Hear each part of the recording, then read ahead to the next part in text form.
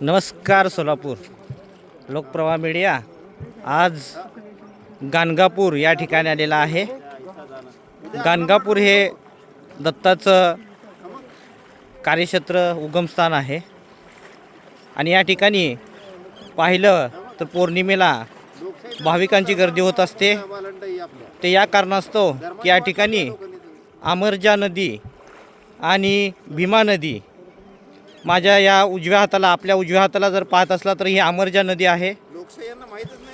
ही अमरजा नदी या ठिकाणी आपण पाहत आहोत की जी भीमा नदी इथे आपल्या पंढरपूरवरनं त्या भीमा नदीचा आणि या अमरजा नदीचा इथं संगम आहे।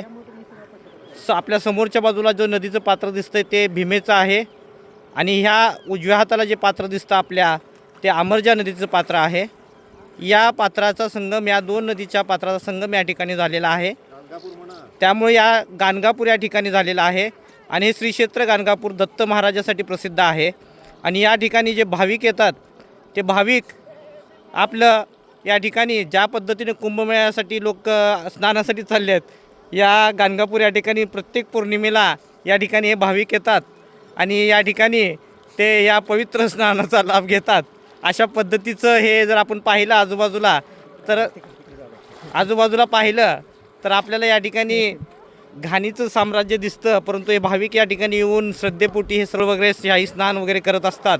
परंतु आपण हे जर काठ बघितलं तर या ठिकाणी येथील जे प्रशासन असेल ते कोणत्याही प्रकारची सुविधा देत नाही आणि याच ठिकाणी हे सर्व भाविक येऊन या पवित्र संगम मानून या ठिकाणी दोन नदीचा संगम आहे।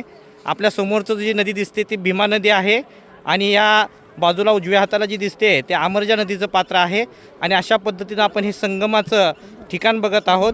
तर या ठिकाणी हे जर पौर्णिमेला संपूर्ण महाराष्ट्रातून त्याच पद्धतीनं कर्नाटक असेल, त्याच पद्धतीने तेलंगणा असेल, आंध्र असेल, येथील भाविक कर्नाटक असेल या ठिकाणावरून हे भाविक या ठिकाणी येतात आणि अशा पद्धतीच्या या स्नान करत असतात, जेणेकरून यानं त्यांचं जे काही श्रद्धा असेल त्या पद्धतीने या ठिकाणी हे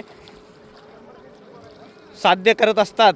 परंतु येथील स्थानिक प्रशासन या ठिकाणी कोणत्याही प्रकारची सुविधा देत नाही। भाविकांना कपडे बदलण्यासाठी सुद्धा जागा नाही, विशेषतः महिला भगिनींची सोयसुद्धा या ठिकाणी आपल्याला दिसत नाही। अशा पद्धतीचं तरीसुद्धा भाविक या ठिकाणी मोठ्या संख्येने येत असतात। लोकप्रवाह मीडियासाठी सचिन गायकवाड।